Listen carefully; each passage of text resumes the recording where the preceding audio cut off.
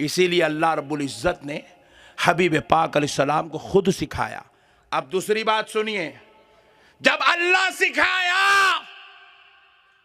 हबीब सीखे, तो फिर हबीब लिखते क्यों नहीं थे? Point to be noted. Habib लिखते क्यों नहीं थे? ये आप लोग इससे पहले कभी भी नहीं सुने ये टॉपिक, आज सुन लो। हबीब पाक अलैहिस्सलाम हुजूर लिखते नहीं थे, नहीं लिखते थे हुजूर। आप पूछे क्यों नहीं लिखते थे? जब अल्लाह सिखाया, हुजूर सीखे, तो हुजूर लिखना था। लिखते तो मसला खत्म हो जाता था, बाजू वालों का मुंह बंद हो जाता था। हुजूर लिखे कहीं को नहीं। तो सुनो, आप कभी सुप्रीम कोर्ट गए? अल्लाह ना करे कभी किसी को जाने की नौबत आए। चुप, पूछा, टेंशन नको लो। हाई कोर्ट गए? अल्लाह आपके दुश्मन को भेजे, आप कभी ना जाए। आपका दुश्मन बोले तो वो आप कभी ना जाए। सुभान अल्लाह। कभी भी आप देखो, जो सुप्रीम कोर्ट का, हाई कोर्ट का जज होता, उन्हें ऑर्डर पास करता, लिखता नहीं। पॉइंट टू बी नोटेड, लिखता नहीं। जज ऑर्डर देता, सामने एक टाइपराइटर बैठे हुआ रहता, देखो, उन्हें लिखता। सांप ऊपर बैठ के बोलते, इन्हें नीचे बैठ के लिखता। लिख के इन्हें जब का जब निकालता, पेपर देता, इन्हों सिग्नेचर करके निप तोड़ देते। मैं पूछा, सुप्रीम कोर्ट में ऐसे आदमी को बिठाई कई को, जिसको लिखना आता ही नहीं? बोले मौलाना हल्लू बोलो, कल जेल में डाल देंगे।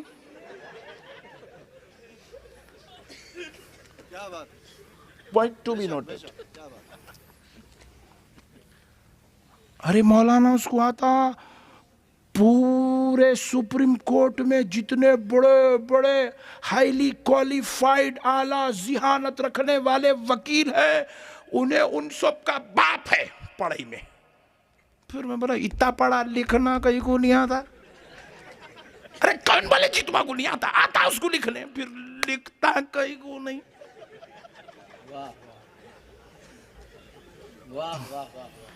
Point to be noted. इतना बड़ा वकील है, इतना बड़ा जज है, लिखता कहीं को नहीं। भाई थोड़ा आवाज बढ़ाओ ना, तुम कहीं को डर रहे? थोड़ा बड़ा प्लीज। अच्छा, पुलिस वाले आए, उन्होंने गए बात थोड़ा बढ़ा दो। सुप्रीम कोर्ट का जज लिखता कहीं को नहीं। बहुत अच्छा है, नुक्ता बेहतर। तो बोले मौलाना उसको लिखना आता, अच्छा फिर लिखता कहीं को नहीं? तो बोले मौलाना वो कुर्सी इतनी इज्जतदार है, वहां बैठ के लिखना ये जज की शान के खिलाफ है। यानी कि अब वो आदमी इस पोजीशन पे पहुंच गया, अब उन्हें यूं लिख लेते बैठना, ये उसकी शान के खिलाफ है। नहीं आई बात समझ में? आई? यानी कि अब उन्हें लिखने वाली पोजीशन से भी बालातर हो गया। ये लिखना, ऑर्डर लिखना छोटों का काम है, बड़ों का काम फैसला सुनाना है। इस मंजिल पे वो पहुंच गया। और अरब की जाहिल कौम लिखना ऐब समझती थी, और रब ने चाहा मेरे मुस्तफा तुम इनके उनके मर्तबे के बराबर नहीं हो, तुम सारे मर्तबों में सबसे आला हो। मेरे मुस्तफा तुम लिखोगे नहीं, तुम बोलते जाओ, कातिबा ने वही से लिखाते चले जाए।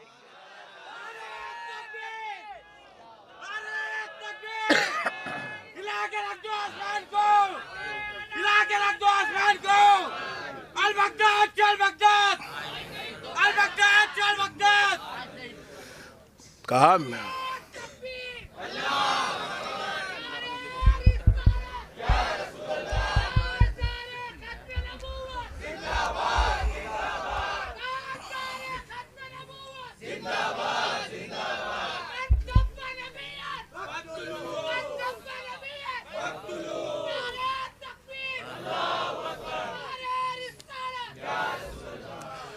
तो बात समझ में आई दोस्तों, नबी उस शान के मालिक है कि जहां अल्लाह उनको उनसे लिखवा कर उनकी इस इज्जत में भी अगर कोई कमी समझता है तो अल्लाह बतलाना चाहता है, देखो मेरा नबी ऐसी शान वाला है, लिखता नहीं है, फरमा देता है। लिखने वाले लिख लिया करते हैं, मैंने नबी को ऐसी इज्जत वाला बनाया है, ऐसी शान और अजमत वाला बनाया है।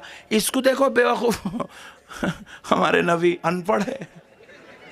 अबे हौले, जब जिस कौम का नबी अनपढ़ हो तो कौम का आलम क्या होगा?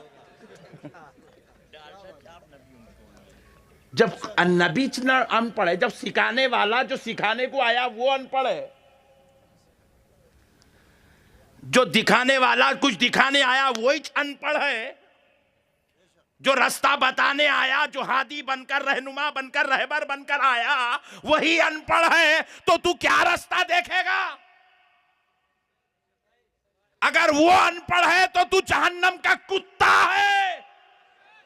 आजा हमारी तरफ, हमने जिसका कलमा पढ़ा वो अनपढ़ नहीं है, वो तो जमीन पे बैठकर लामका की खबरें बयान करता है।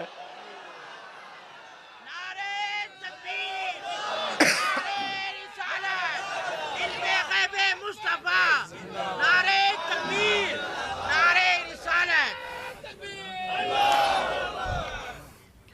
आजा हमारी तरफ आजा। हमने उसका कलमा पढ़ा है जो मक्के की मदीने की धरती पर बैठकर जन्नत की बातें बताता है, जो है सारे नबियों के बाद आकर आदम अलैहिस्सलाम की बातें बताता है, जो सारे नबियों की दास्तान बयान करता है।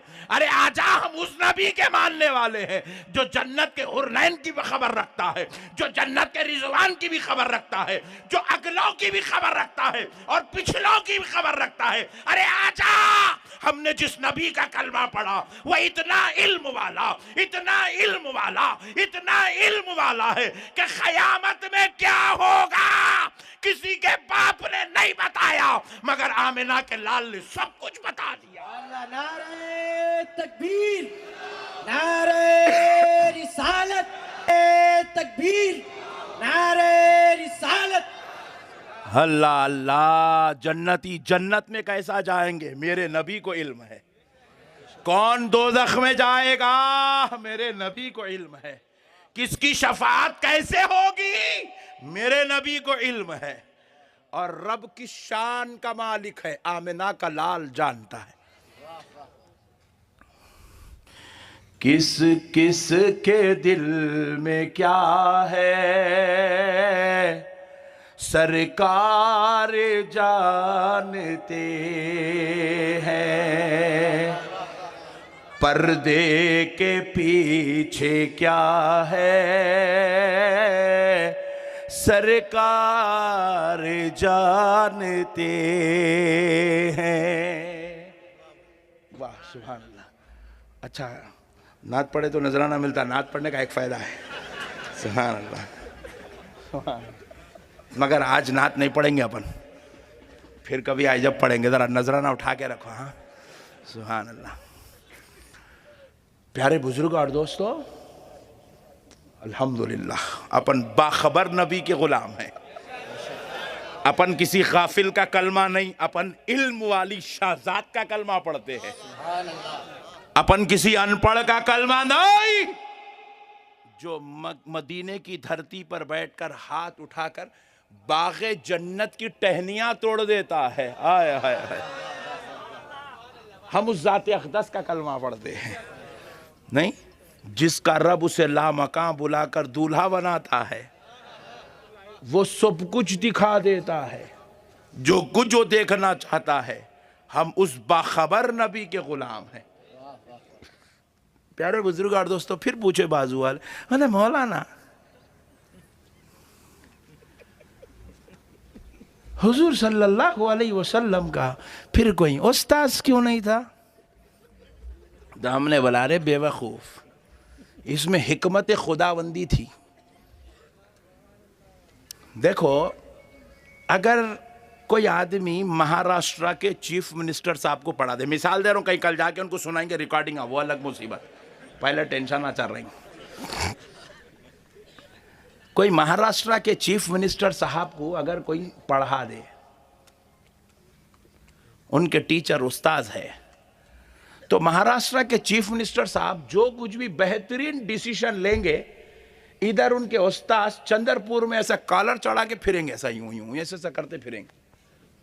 लोग आप पूछे क्या बात है भाई, कॉलर चढ़ा के बोले वो चीफ मिनिस्टर है, अपना स्टूडेंट है, अपना मैं सिखाया था उसको, वो जो डिसीजन है मैं बोला था उसको, मैं बताया था। बात समझ में आई? नहीं आई? चीफ मिनिस्टर उधर डिसीजन लेते रहता, इन्हें इधर इज्जत की धज्जियां उड़ा लेते फिरते रहता। तो अब मेरा नबी 5 साल का नबी बनकर नहीं आया, और मेरा नबी कोई छोटे मोटे डिसीजंस लेने के लिए नहीं आया। मेरा नबी हां कह दे तो कयामत तक हां है। मेरा नबी हां कह दे तो वो शरीयत है, मेरा नबी ना कह दे तो शरीयत में वो मना है। और मेरा नबी साहेब मौजज़ात बनकर आया। उंगली उठा दे तो चांद के 2 टुकड़े, हाथ उठा दे तो डूबा सूरज पलट आ जाए। अगर कोई नबी का उस्ताद होता, हुजूर इशारा करते चांद के 2 टुकड़े होता, पूरे मक्के में उस्ताद कालारा कहां चढ़ाता, उन्हें तो पूरे जुब्बे चढ़ा लेता था। झाड़ के ऊपर, पहाड़ के ऊपर चढ़ के वो था, ये जो प्यारे मोहम्मद ने मौजज़ा दिखाया, ये मैंने सिखाया। बात समझ? और अल्लाह नहीं चाहता था कि कोई मेरे नबी की इंसल्ट करे, कोई मेरे नबी की बेअदबी करे। अल्लाह नहीं चाहता था कि नबी की बेअदबी हो। अल्लाह नहीं चाहता था कि कोई मेरे नबी से भी बड़ा हो, कोई मेरे नबी पर भी अपने आप को मुसल्लत कर सकता हो। अल्लाह नहीं चाहता था। इसलिए अल्लाह ने चाहा मेरे हबीब कोई आपको नहीं पढ़ाएगा, मेरे मुस्तफा आपका रब आपको पढ़ाएगा,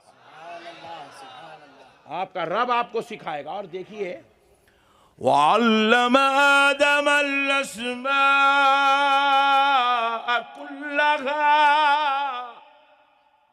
कुरान पाक है, अल्लाह रब्बुल इज्जत इरशाद फरमा रहा है, हमने आदम अलैहिस्सलाम को हर चीज का इल्म सिखाया, हर अस्माए पाक का, हर चीज के नामों का इल्म सिखाया। जरा गौर कीजिएगा, हर चीज का नाम का इल्म हमने हजरत आदम को सिखाया। किसने सिखाया? जरा जोर से बोलो, और जरा जोर से। ये दुनिया में जितनी लैंग्वेजेस है हजरत आदम जानते थे। ये जितने चीजों के, अशियाओं के नाम हैं हजरत आदम जानते थे। अब जरा गौर करो, किसने सिखाया? अल्लाह ने। तो अल्लाह दलील दे रहा है, जब मैं आदम को सिखा सकता हूं, ये तो मेरा हबीब है, इसको क्यों नहीं सिखा सकता? जब बंदे को सिखा सकता हूं, सफीउल्लाह को सिखा सकता हूं, तो हबीबुल्लाह को क्यों नहीं सिखा सकता? महबूब को क्यों नहीं सिखा सकता? मैंने सब कुछ मेरे मुस्तफा को मैंने सिखाया।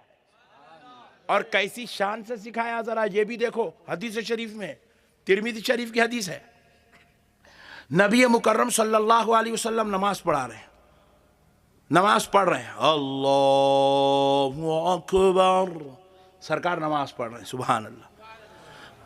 आका इरशाद फरमाते हैं, नमाज में दिन भर की थकन की वजह से मुझे ऊँग नहीं आ गई।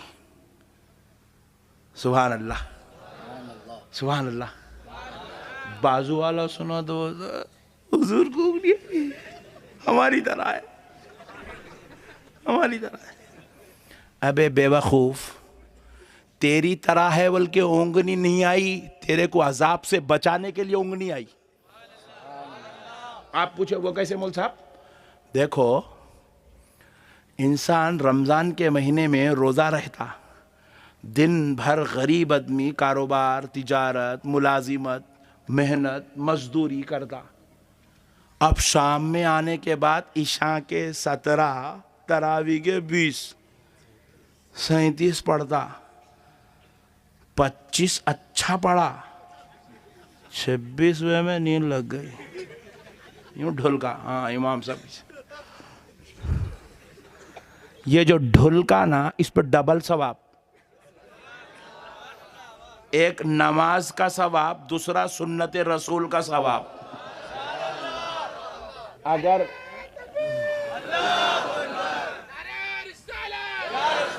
मैं थकन की वजह से बोल रहा हूँ, डबल सवाब बोले तो कहीं कल से दबा के सो जाएंगे शाम में, वो अलग मुसीबत।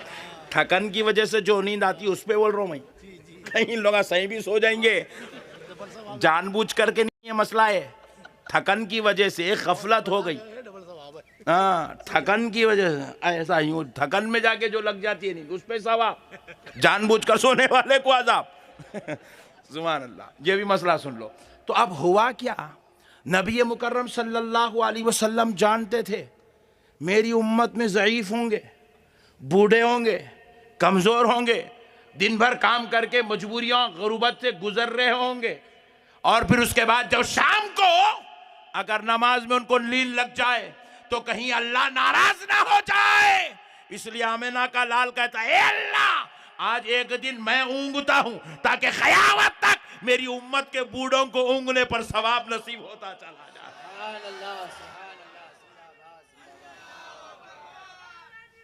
या रसूल अल्लाह, आला हजरत, आला सुभान अल्लाह। अल्लाह का शुक्र है माशाअल्लाह।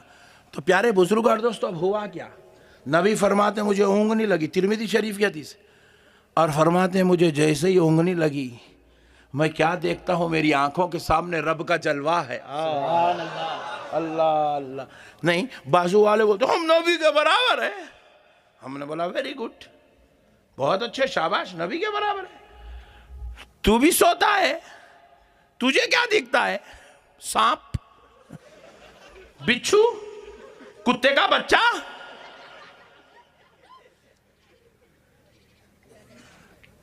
तेरे ख्वाब, तेरा सोना इतना खतरनाक है, और मेरे नबी के सोने पे मेरी जान कुर्बान। आमिना का लाल फरमा रहा है, मैं जैसे ही ऊँघा मेरी आंखों के सामने मेरे रब का जलवा है। मैं अपने रब के जलवे देखता रहा। आहा, सुभान अल्लाह। मेरे रब ने मेरे सीने पर अपना दस्ते अक़दस रखा। आहा, सुभान अल्लाह। मेरे सीने पे अपना दस्ते अक़दस रखा। जैसे ही दस्ते अक़दस रखा, अब वो अल्लाह जाने, उसका रसूल जाने वो क्या हाल था, हमको समझाने के लिए हुजूर ने फरमाया दस्ते अक़दस रखा। जैसे ही उसने दस्ते अक़दस रखा, सारी कायनात मेरे सामने सुकेड़ दी गई, और मैंने पूरी कायनात को अपनी हथेली के मानिंद देखा। शर्क़ से ग़र्ब तक मैंने सारी कायनात अपनी हथेली के मानिंद देखा, और अल्लाह ने मुझे उसके अंदर होने वाली तमाम चीज़ों का इल्म अता किया। सीखने वाला नबी जाने कैसे सीखा, सिखाने वाला खुदा जाने उसने कैसे सिखाया। अल्लाह नहीं चाहता था कि हुजूर का कोई और हुजूर पर मुसल्लत हो, हुजूर से बड़ा मर्तबा रखने वाला हो। इसलिए अल्लाह ने कहा, हबीब आपको कोई दुनिया वाला नहीं सिखाएगा, क्योंकि हबीब मैंने आपको जैसा पैदा किया वैसा नबियों में किसी को पैदा नहीं किया, तो किसी और बंदे को कैसे पैदा किया जाएगा। आपको जैसे बनाया वैसा मैंने किसी रसूल को नहीं बनाया। आपको जैसी फजीलत दी वैसी फजीलत वाला कोई माँ अव्वल से लेके आखिर तक नहीं चलेगी। मेरे मुस्तफा, मैंने आपको जो इज्जत और मर्तबा दिया वैसे मर्तबे वाला इस रब ने किसी को पैदा ही नहीं किया।